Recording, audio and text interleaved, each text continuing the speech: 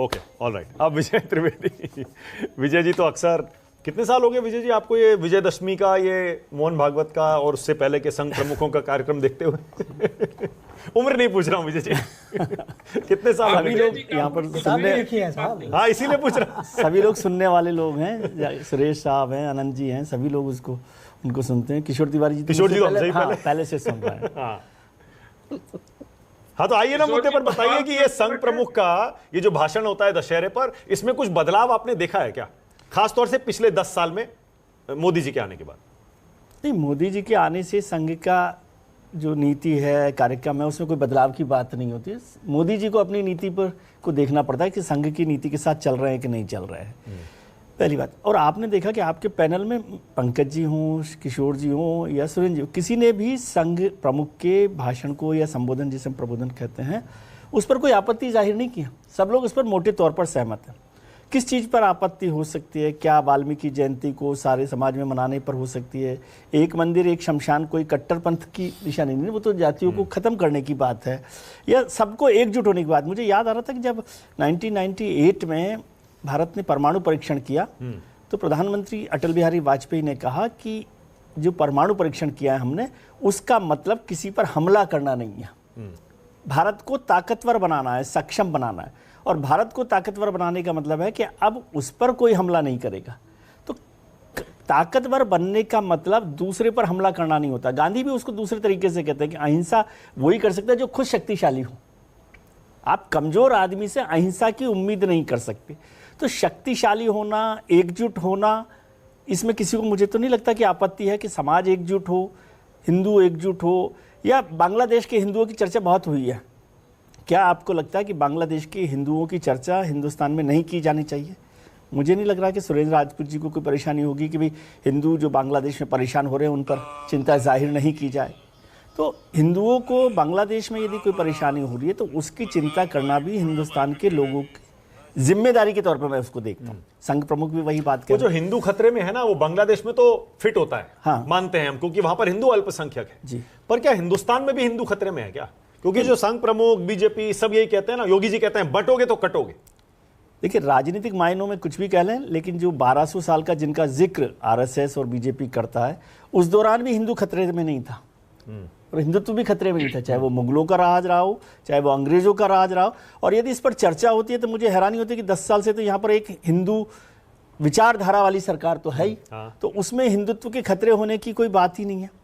हो क्या रहा है कि उससे दूसरे लोगों को लग रहा है कि ये खतरा हो गए और उससे कन्फ्रंटेशन बार बार किसी न किसी बहाने से होता है। एक करेक्शन तो आप कीजिए, आप किशोर जी की पार्टी को अब भी हिंदूवादी पार्टी कह रहे हैं, वो ठीक नहीं है ना। वो कहते हैं ना, नहीं, वो कह रहे हैं कि हम कांग्रेस के साथ हैं, उसमें कोई परेशानी नहीं है। अब वो तो एक जैसे आपके स्टूडियो का दरवाजा है ना, दोनों तरफ खुलता है, ऐसे किशोर जी की पॉलिटिक्स का दरवाजा है। इसलिए उसको आप पर आप ज्यादती कर रहे हैं विजय जी, आप ज्यादती कर रहे हैं, ये हर दल ने किया। हाँ, इस तरह का कॉम्प्रोमाइज हर पार्टी ने किया है, इसीलिए मैं तो किशोर जी के साथ हूं। किसी एक पार्टी को सिंगल आउट आप सिंगल आउट नहीं कर रहा, मैं कह रहा हूं उनके साथ आप इस तरह से रखिए।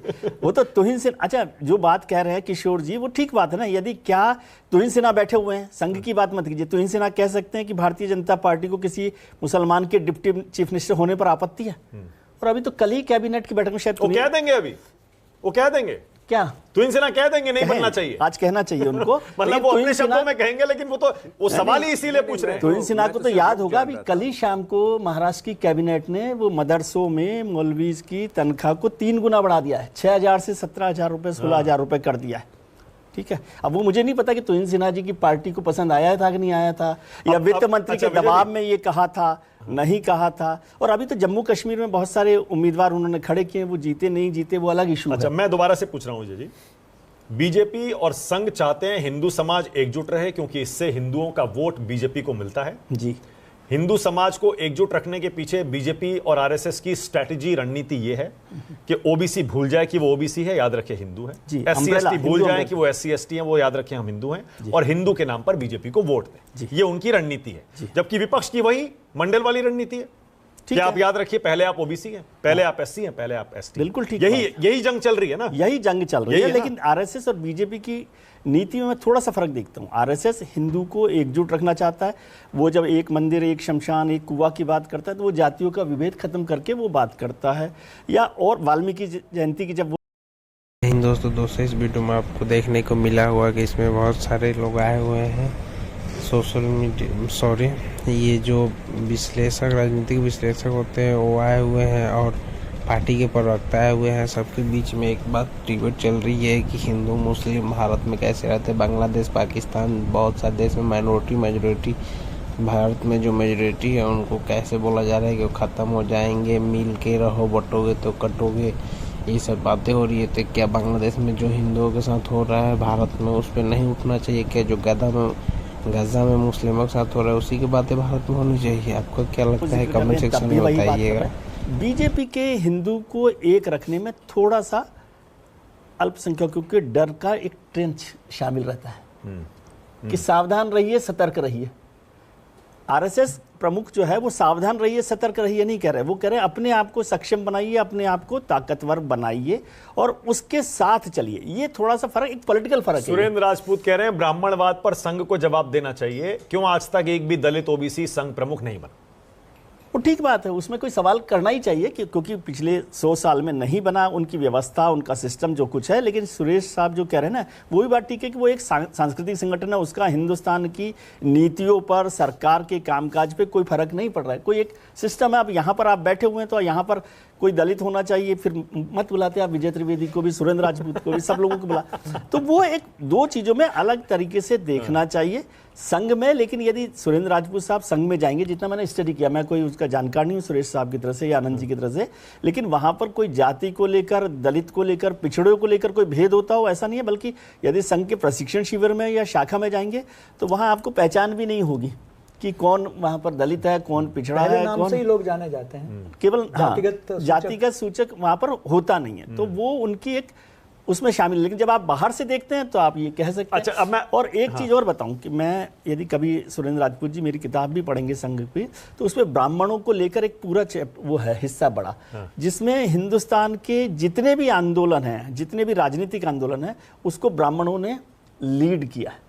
और जितने दलितों के, पिछड़ों के आंदोलन हुए उनको भी ब्राह्मणों ने लीड किया। मैं ब्राह्मणों की तारीफ नहीं कर रहा, मैं कह रहा हूं कि वो ब्राह्मण सारे समाजों में, और वो एक जमाने तक बहुत आगे रहे हैं, तो जाहिर है वो लीड कर रहे होंगे उसको।